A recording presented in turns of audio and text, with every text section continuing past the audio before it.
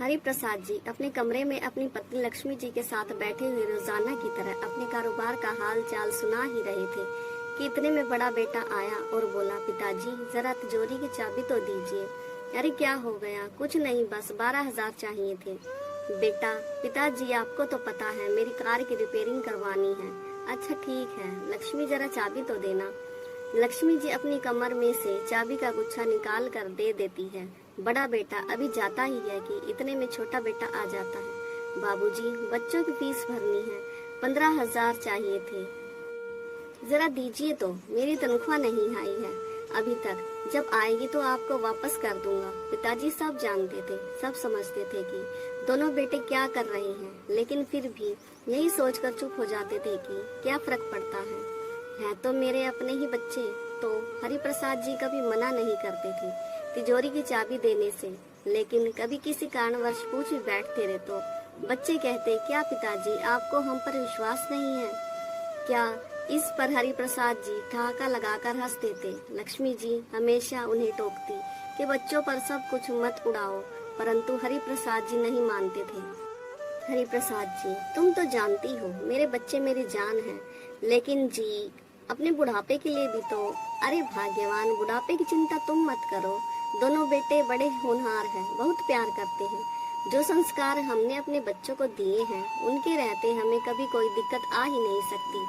लक्ष्मी जी चुप कर जाती है, लेकिन मन ही मन में कहीं न कहीं विचार तो चलते ही रहते हैं। सोचती, आप इतने भोले हैं, आज के जमाने में अपने लिए कुछ ना कुछ तो अवश्य बचा कर रखना चाहिए। बेटे तो अपने हैं, लेकिन बहुएं वह तो पराए घर से आई हैं। और वैसे भी आपसे ज्यादा मैं अपनी बहुओं को अच्छे से जानती हूँ। यह सब विचार करते हुए लक्ष्मी जी एक तक अपने पति को निहारती जा रही थी। इतने में हरि प्रसाद जी ने चुटकी बजाते हुए उनके विचारशिला के क्रम को भंग कर दिया। लक्ष्मी जी अपने विचारों की दुनिया से बाहर आई। हरि प्रसाद जी बोले, कहाँ गुम हो गई? मेरी चाय का समय हो गया, आज मिलेगी या खुद ही बना लूं? हरि प्रसाद जी ने चुटकी लेते हुए कहा, आप क्यों चाय बनाएंगे? मैं सोनू को आवाज देती हूँ, वह बना देगा। रसोई और घर के दूसरे कामों के लिए 15-16 साल का एक नौकर सोनू रखा हुआ था, ताकि बहुओं के ऊपर काम का बोझ न पड़े। और फिर इस उम्र में खुद भी तो लक्ष्मी जी काम नहीं कर सकती थी। बोली, और वैसे भी मुझे चाय बनानी आती है। हरि प्रसाद जी बोले, श्रीमती जी मुझे चैलेंज मत कीजिए, बहुत बढ़िया चाय बनाता हूँ मैं आज तुम्हें चाय बनाकर पिलाता हूँ। कहते हुए हरि प्रसाद जी रसोई में जाकर चाय बनाने लगे तो इतने में सोनू आ गया।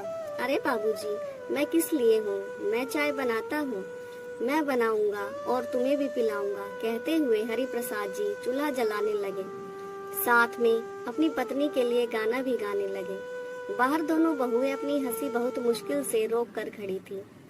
शाम को लक्ष्मी जी और हरि प्रसाद जी रोज की तरह सैर सपाटा करने के लिए बाहर निकले।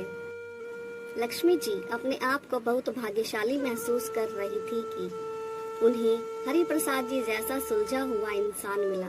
पर कहते हैं ना, कभी कभी अपने भाग्य को अपनी ही नजर लग जाती है। अभी थोड़ी ही दूर निकले थे कि देखा सामने से एक तेज गति की कार बेकाबू होकर उनकी तरफ ही आ रही थी।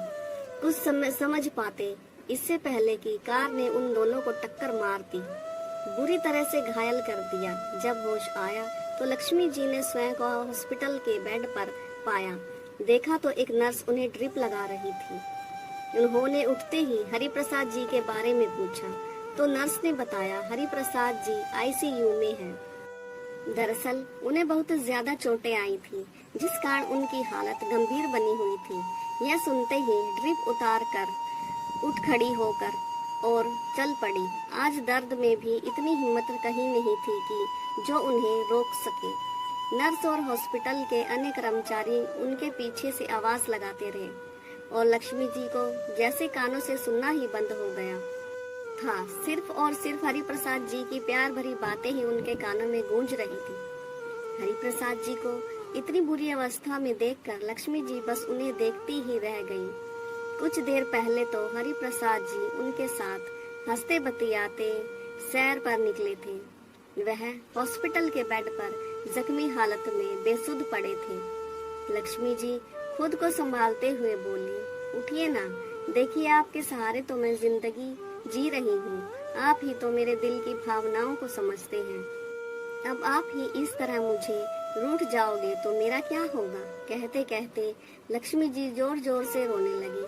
उन्हें आईसीयू से बाहर ले जाया गया। आखिर उन्हें भी काफी कमजोरी आ गई थी। लक्ष्मी जी को हॉस्पिटल के बेड पर लिटा दिया गया और उन्हें आराम करने को कहा गया। हरिप्रसाद जी की चिंता ही लक्ष्मी जी को खाई जा रही थी। आंखें बंद की लक्ष्मी जी अपने पति के साथ बिताए मीठे मीठे पलों को याद कर रही थी कि इतने में आवाज आई, बड़ी माँ आंखें खोलकर देखो तो सामने उनका नौकर सोनू खड़ा था। लक्ष्मी जी की ऐसी हालत देखकर उसकी आंखों में आंसू आ गए। बोला, खाना खा लीजिए बड़ी माँ। लक्ष्मी जी इधर उधर देखने लगी। आसपास और कोई नहीं था। सोनू बोला, सब लोग घर चले गए तो मैंने सोचा कि आप हॉस्पिटल में अकेली हैं तो आपका हाल चाल जानने आ गया। आते आते थोड़ा खाना भी ले आया। उठिए बड़ी माँ, खाना खा लीजिए, बाबूजी भी जल्दी ही ठीक हो जाएंगे, आप चिंता मत कीजिए। सोनू का स्नेह देखकर लक्ष्मी जी को कुछ हौसला हुआ। उन्हें लगा कि उनके साथ कोई तो खड़ा है इस दुख की घड़ी में। इतने में नर्स अंदर आई और बोली, लक्ष्मी जी आपके पति को होश आ गया। सोनू उन्हें हरिप्रसाद जी के पास ले गया। हरिप्रसाद जी जो होश में तो थे परंतु अपने हाथ पैर नहीं हिला पा रहे थे। उन्हें व्हील चेयर पर बिठाया गया। यह देखकर लक्ष्मी जी दर्द और चिंता से भर गई, लेकिन अपने पति के सामने कमजोर नहीं पड़ना चाहती थी। इसलिए तुरंत अपनी पीड़ा अपनी आंखों में समेटकर हरिप्रसाद जी की ओर देखकर मुस्कुराई और बोली, भगवान का शुक्र है आप ठीक हैं। अब हम जल्दी ही अपने घर चलेंगे। तबीयत थोड़ी संभालने के बाद उन दोनों को हॉस्पिटल से छुट्टी मिल गई तो वे दोनों घर आ गए। घर पर आने के बाद जैसे लक्ष्मी जी और हरिप्रसाद जी की जिंदगी ही पलट गई हो। जो लोग कभी घर के मुखिया हुआ करते थे, इस घर की रौनक हुआ करते थे, वे दोनों उपेक्षा की नजरों से देखे जाने लगे।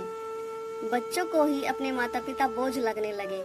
हरिप्रसाद जी की दवा पानी सब लक्ष्मी जी ही कर रही थी। एक दिन सोनू किसी काम से बाजार गया तो लक्ष्मी जी ने अपनी छोटी बहू से कहा, बेटा अपने बाबूजी के लिए कम नमक मिर्च का थोड़ा सा दलिया बना दो। तो बहू ने टका सा जवाब दे दिया, माँ जी हमें और भी बहुत सारे काम हैं और पिछले कुछ दिनों से जो घर की हालत चल रही है हम किसी पार्टी में भी नहीं जा पाए। आप यह काम खुद ही कर लीजिए तो अच्छा होगा। कहते हुए तैयार होकर किटी पार्टी में चली गई। कभी लक्ष्मी जी के बेटों को दवा या फल लाने को कहती तो कोई न कोई बहाना बनाकर इनकार कर देते। बेटों का साथ देते हुए बहुएं भी आ जाती। माँ जी कितना भी खर्च कर लो, अब बाबूजी को ठीक होने वाले नहीं हैं, तो थोड़ा सोच समझ कर बात किया करो। खर्चे की इन बातों से माँ का कलेजा छलनी हो जाता। मन ही मन वह भी जानती थी कि बेटा को यह सब सिखाने वाली बहुएं ही हैं। सोचने लगी कि यही बेटे छोटे छोटे खर्चों के लिए बाबूजी बाबूजी करते हुए आ जाते थे। अब बाबूजी लाचार हो गए तो दूध में से मक्खी की तरह निकाल कर फेंक दिए गए। बेटे बहू की जली कटी सुनकर लक्ष्मी जी कमरे में आई तो देखा हरिप्रसाद जी की आंखों में आंसू से भरी हुई थी। हरिप्रसाद जी लक्ष्मी जी को देखकर बोले, मैंने अपने दोनों बेटों को अपने दोनों हाथ समझा था, लेकिन मुसीबत में यही दोनों बेटे ने हमारी परवरिश को ही नकार दिया। लेकिन लक्ष्मी तुम मेरी चिंता मत करो, मैं बिल्कुल ठीक हूँ। अरे तिजोरी की चाबी कहाँ गई? यहाँ तो रखी थी। इधर उधर देखते हुए लक्ष्मी जी बोली। सोनू जो पास में ही खड़ा था सब बातें सुन रहा था। लक्ष्मी जी से बोला, अरे सुबह ही तो छोटी भाभी और बड़ी भाभी कमरे में आई थी, क्या पता उन्होंने ली हो। यह सब बातें सुनते ही लक्ष्मी जी चौंक गई, लेकिन खुद को संभालते हुए बहुओं के पास पहुंची। बहू वह तिजोरी की चाबी क्या तुम्हारे पास है? लक्ष्मी जी बहू थोड़ा सा कुछ फुसफुसाते हुए बोली, जैसे तैयार ही खड़ी थी चिल्लाने को। माँ जी आप तो पैसा लुटाने में ऐसे लगी हुई हैं जैसे कि पैसे पेड़ पर लग रही हूँ। अब तो आपके पति की कमाई भी नहीं रही, इसलिए पैसे को कैसे बचाना है यह हम अच्छी तरह जानते हैं। अब वह चाबी आपको नहीं मिलेगी। बहू को बेशर्मी भरा जवाब सुनकर लक्ष्मी जी हैरानी से उन्हें देखती ही रह गई। अगले दिन जब जानकी जी सो कर उठी तो देखा हरि प्रसाद जी को थोड़ा सा बुखार था। जाकर बेटों से कहा, तुम्हारे बाबूजी को हॉस्पिटल लेकर जाना है, बुखार लग रहा है और रूटीन चेकअप भी करवाना है, तो गाड़ी ले चलो। इतने में छोटे बेटे का जवाब था, गाड़ी में पेट्रोल नहीं है, आपको तो पता है घर में पैसों की तंगी चल रही है, ऊपर से बाबूजी सब काम धंधा छोड़कर बैठ गए हैं। इतने में बड़ा बेटा भी आया और बोला, आप समझते क्यों नहीं हैं, हम नौकरी पेशे वाले लोग हैं, इतना समय नहीं होता हमारे पास की यह फालतू के काम करते रहें। बाबूजी को लेकर लक्ष्मी जी अपमान का घूंट पीकर चुपचाप खड़ी रही। उन्होंने उस समय कुछ बोलना उचित नहीं समझा।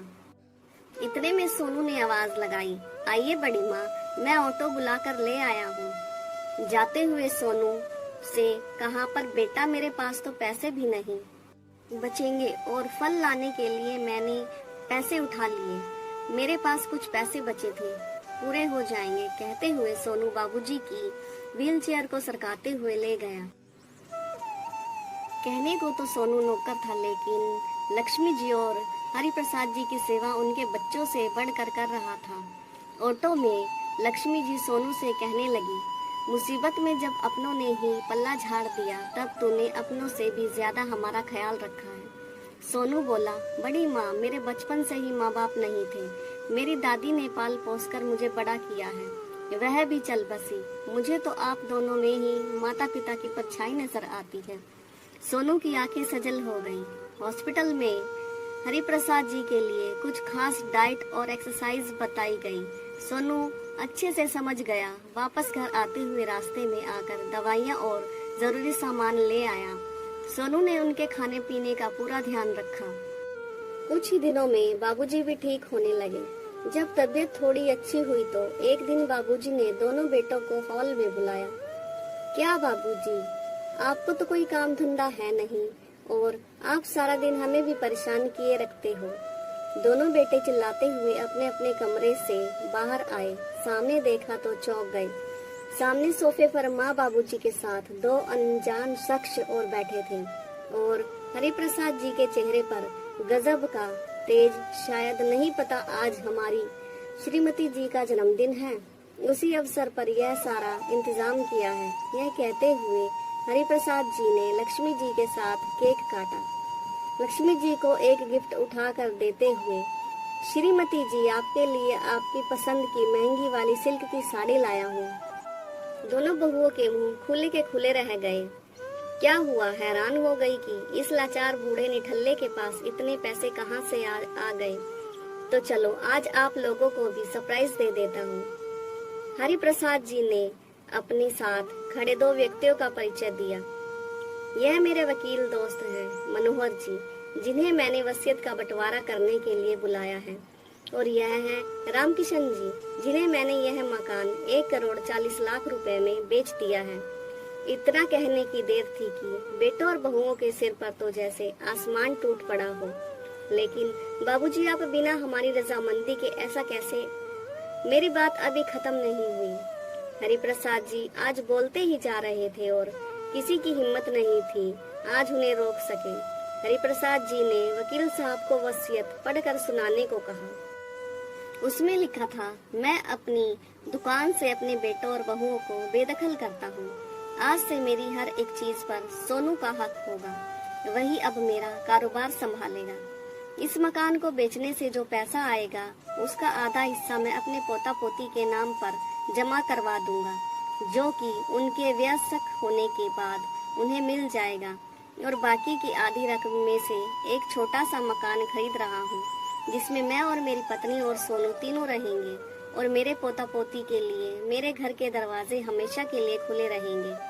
अब हरि प्रसाद जी बोले, तुम लोगों के पास 12 दिन का समय है अपने रहने का इंतजाम कहीं और करने के लिए, क्योंकि 12 दिन के बाद इस घर पर रामकिशन जी का हक होगा। मैं अभी तक जो इसी भ्रम में था कि मेरे दोनों बेटे हैं जो बहुत होनहार हैं, परंतु क्या सचमुच में मेरे दोनों बेटे मेरे हैं या सब अपने अपने स्वार्थ में जी रहे हैं। मैं तो मिथ्या भ्रम में पड़कर खुश हो रहा था कि यह सब मेरे अपने हैं। शुक्र है मालिक का जो हमें ऐसा दुख दिया जिसके कारण मुझे दुनिया की असलियत साफ साफ दिखाई देने लगी। मुसीबत के समय में भी तुम सिर्फ और सिर्फ पैसा ही देख रहे थे। मैं तो कब से इस दुनिया से कूच कर जाता, अपने लाचार बेकार अपाहिज शरीर के साथ कब तक जीता। यह सब मेरी पत्नी और सोनू की सेवा का फल है जो आज बिल्कुल दुरुस्त हो गया। सोनू ने बेटे का फर्ज निभाया है।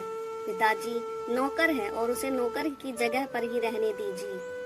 आपके बेटे हम हैं, बड़े बेटे ने कहा। बेटे की बात सुनकर हरिप्रसाद जी बोले, लेकिन इसने जो जीवन दान दिया है, मुझे मेरी और मेरी पत्नी की बुढ़ापे की लाठी बना है। दोनों बेटे माँ के चरणों में गिर पड़े और बोले, हमसे बहुत बड़ी गलती हो गई माँ। बाबूजी, हम लोग आपके ही तो बच्चे हैं और फिर रिश्तेदार क्या बोलेंगे, यह भी तो जरा सोचिए।